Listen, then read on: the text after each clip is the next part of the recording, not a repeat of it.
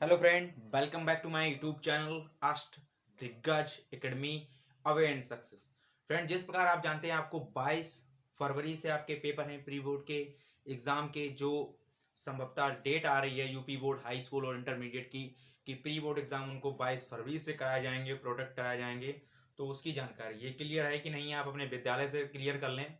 तो friend, D और F block के तत्वों के बारे में हमने जाना था, उनके तत्वों के बारे में, उनकी वेरिफिकेशन, उनकी क्वालिटी।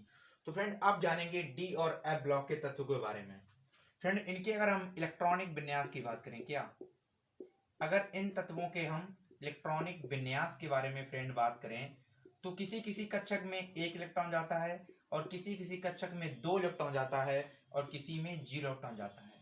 ये इन कक्षकों की निश्चितता नहीं होती है, ये इनकी भिन्नता होती है। क्या होती है? भिन्नता। यहीं अगर आप तत्व के बात करेंगे तो क्रोमियम, क्रोमियम सी आर का होता है 29, क्रोमियम का होता है सी और सी का होता है फ्रेंड 29। और उसके बाद में अगर जिंक की बात करें, किसकी? जिंक, सॉरी, क्रोमियम का यहाँ पर नहीं, यहाँ पर स्कैंडियम लीजिए आप, स्कैंडियम। और फ्रेंड यहाँ पर नोट कर लीजिए, स्कैंडियम का होता है फ्रेंड 21। वहीं अगर हम जिंक की बात करें तो फ्रेंड जिंक का होता है 30, जिंक का होता है 30। ये दोनों अवयव तत्व अपने ऊपर परस्पर समानता प्रदर्शित नहीं करते हैं, असमान होते हैं। इन्हें हम डी ब्लॉक में जाते हैं, इसमें इलेक्ट्रॉन होता है, ये पूरा भिन्न होता है और ये तत्व इससे समानता प्रदर्शित बिल्कुल नहीं करता है। तो ये डी तत्व के इलेक्ट्रॉनिक विन्यास हो गए। हम डी तत्व के जो ग्रुप है उसके बारे में, उसके इलेक्ट्रॉनिक विन्यास निकालेंगे और आपको बताएंगे कि किस भांति आपको पेपर में इसको करना है। क्वेश्चन फ्रेंड ऐसा आएगा कि डी ब्लॉक के तत्वों के इलेक्ट्रॉनिक विन्यास निकालिए, तो आप बाहु के नियम द्वारा आपको उसके इलेक्ट्रॉनिक विन्यास निकालने हैं। लेकिन यहाँ फ्रेंड हम आपका आर्गन लगा देंगे। आर्गन का परमाणु क्रमांक होता है 18। क्या होता है फ्रेंड? 18। अब देखिए, जैसे हमने 18 इसका सर मान लिया कि इसका परमाणु क्रमांक 18 है। किसका 18 है सर? स्कैंडियम, ये Sc है। Sc एस हमेशा रहता है बड़ा और सी रहता है छोटा, उसके सफिक्स में प्रीफिक्स थोड़े नीचे होता है। ओके, तो ये हो गया Sc स्कैंडियम, ये हो गया जिंक, जैसे जेड बड़ा है एन छोटा। तो इसका परमाणु क्रमांक 21। अब देखिए सर, अगर हमें Sc का परमाणु क्रमांक निकालना है, इसका होता है 21 यानी 21। अगर इसका हमें निकालना है तो यहाँ पर लिख देंगे आर्गन। आर्गन का कितना होता है? 18। और यहाँ पर देखिए इलेक्ट्रॉन किस कक्षक में जा रहा है। अगर आर्गन का हम निकालेंगे 18 तो हो जाएगा 1s2 2s2 2p6 3s2 3p6 3d। कितना आएगा? 6 और 4 10, 2 12 और 6 18। Okay clear? 2 2 4 2 6 6 4 10 2 12 6 18। 3p6 में गया, किस में गया इलेक्ट्रॉन? 3p6। तो इलेक्ट्रॉन यहां तक चला गया, किसमें? 3p6। आगे कौन सी कक्षा आएगी? 3d। तो 3d में इलेक्ट्रॉन गया, कितना हो गया? 16। कितना हो गया यहाँ पर? 18 और यहाँ पर छोड़ देते हैं, फिर आ जाएगा 4s, यहाँ पे कर दो 2। कितना? 18 2 20 2 22। कितना हो जाएगा? 18 2 20 2 22। 18 और 1 19 2 21। लेकिन फ्रेंड यहाँ पर भिन्नता है। कहोगे सर आपने एस में 2 इलेक्ट्रॉन पहले क्यों भर दिए? तो बेटा एस 2 पूरी खा सकता है, डी में इलेक्ट्रॉन इसलिए नहीं भरे क्योंकि इन जोड़ने के बाद इसका हो जाता है 18, इसका हो जाता है 2, ये हो जाएंगे 20 और एक बचेगा 21, 1 इलेक्ट्रॉन। तो डी में जाता है इस तरह 1 इलेक्ट्रॉन। कितना? 1 इलेक्ट्रॉन।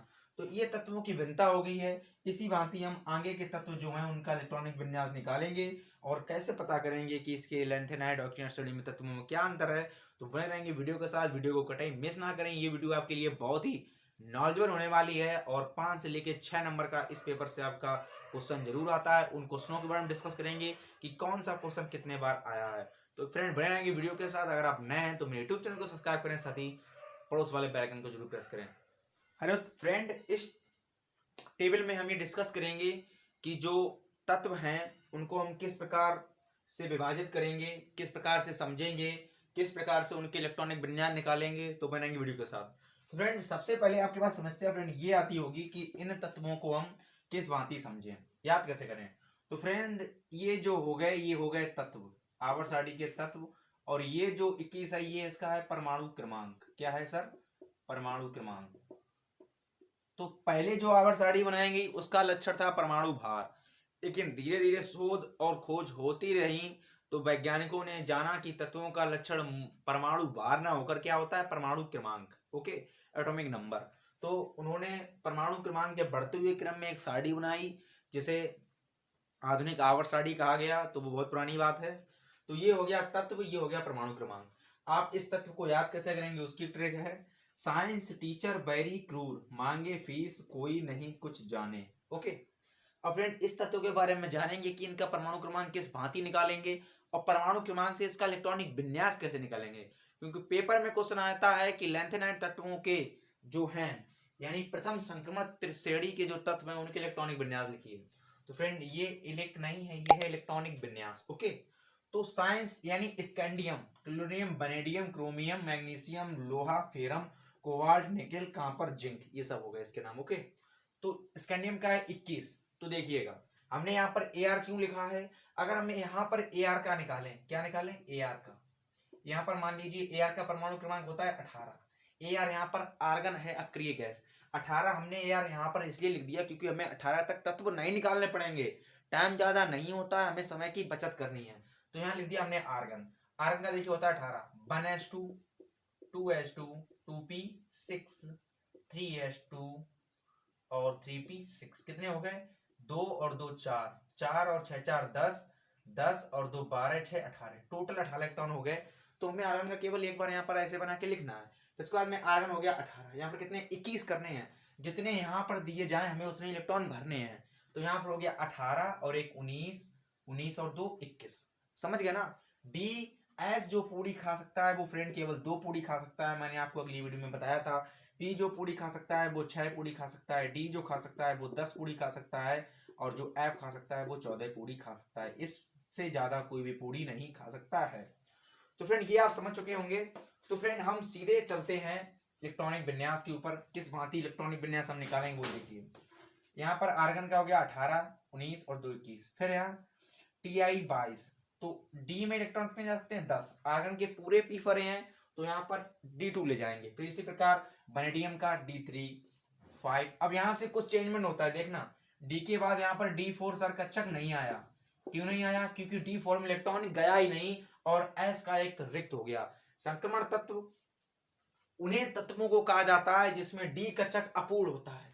सर D में इलेक्ट्रॉन कितने जाने चाहिए 10, लेकिन डी में क्या 10 इलेक्ट्रॉन जा रहे हैं, नहीं, डी में इलेक्ट्रॉन जा रहा है 1, 1 के बाद 2, 2 के बाद 3, 3 के बाद 4 का नंबर ही नहीं आता है, 4 के बाद आ जाता है सर 5वां नंबर। देखिए 4 का नंबर नहीं आता है तो केवल यहाँ पर ध्यान रखना कि 5 5 हो जाएंगे 2, डी में हो जाएंगे 6, मैग्नीशियम का होता है 25, ये लोहा यानी फेरम का है 26, 7 7 इलेक्ट्रॉन।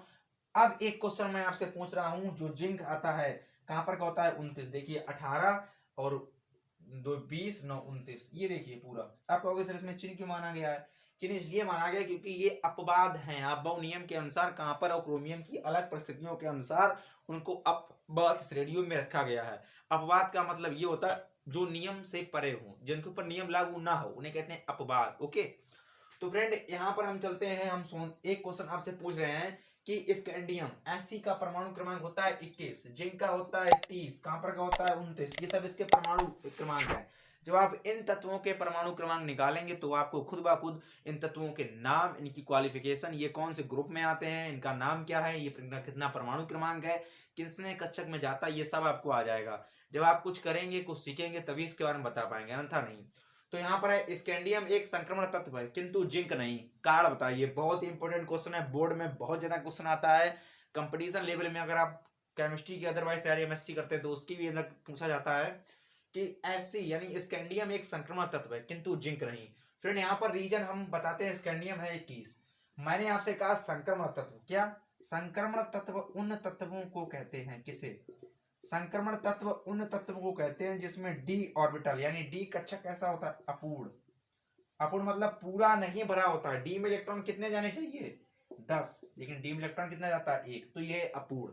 लेकिन यहाँ पर हम जिंक की बात करें, जिंक का होता है 30, d कितनी पूरी खा सकता है, d फ्रेंड 10 पूरी 10 पूरी खा सकता है, इसका पूरा भरा होता है, इसलिए d कक्षक पूर्ण भरे होने के कारण, कैसा, d कक्षक 3D कक्षक है, ये देखिए 3D है, 3D कक्षक पूर्ण भरे होने के कारण, 3D कक्षक पूर्ण भरे होने के कारण Sc जो है 3D कक्षक Sc यानी 21 संक्रमण तत्व है क्योंकि इसमें डी कक्षक अपूर्ण भरा है, इसलिए ये संक्रमण तत्व है। और जिंक जो है इसमें 3D कक्षक पूर्ण भरे होने के कारण यह एक संक्रमण तत्व नहीं है। जिसमें डी कक्षक अपूर्ण होगा वो क्या होगा, संक्रमण तत्व। तो फ्रेंड ये क्लियर कर लीजिए, इन सबके ये परमाणु क्रमांकों के आधार पर इलेक्ट्रॉनिक विन्यास है। आर्गन तक का आपको नहीं खींचना है, केवल ऊपर आपको लिखना है।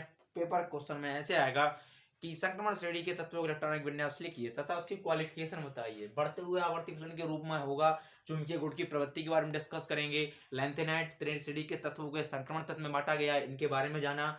अगली वीडियो में फिर हम जानेंगे कि एक्टिनाइट श्रेणी के तत्व क्या है, उनकी क्वालिफिकेशन। कल आपका लेसन ये पूरा खत्म हो जाएगा। पूरी स्टडी के साथ आप इस वीडियो को पढ़ें। विगत दिनों में जितने भी आपके पास वीडियो आ रहे हैं उनको आप देखें समझें, क्योंकि टाइम अब कतई नहीं रह गया है। पेपर आपके होंगे, कोरोना वोरोना वाला मैटर कुछ भी नहीं है। आप अच्छे से अपनी तैयारी करें और कल से आप सभी स्कूल जाएं, पूरी हिस्ट्री के साथ अपनी स्टडी करें, अपने प्रैक्टिकल करें, हर एक चीज़ को आप खुल के जी लें, क्योंकि आपकी इंटर की लाइफ है, पता नहीं ऐसे पल मिलें कि ना मिलें। और फ्रेंड अमन सर आपको पढ़ाना है मैथ में अगर कोई प्रॉब्लम आ रही हो तो उनसे शेयर करें, कमेंट बॉक्स में कमेंट करें और फ्रेंड सपोर्ट करें, क्योंकि इस लेवल पर तैयारी करते करते हम लोग भी वीडियो बनाते हैं, मेहनत बहुत ही पड़ती है। और फ्रेंड आपका प्यार आशीर्वाद ऐसा बना रहा है। अगर आप नए हैं तो मेरे यूट्यूब चैनल को सब्सक्राइब करें, साथ ही बेल आइकन को प्रेस करें। तब तक के लिए जय हिंद।